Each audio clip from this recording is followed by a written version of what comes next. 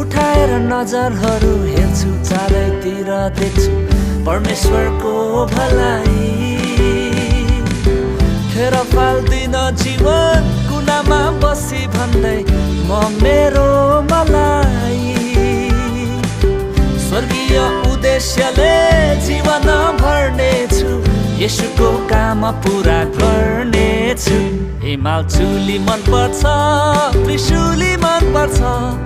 सजिएको येशूको बेहुली मन पर्छ मलाई भेला मन पर्छ स्तुति गान मन पर्छ हप्तै पछि मण्डलीमा जान मन पर्छ ल है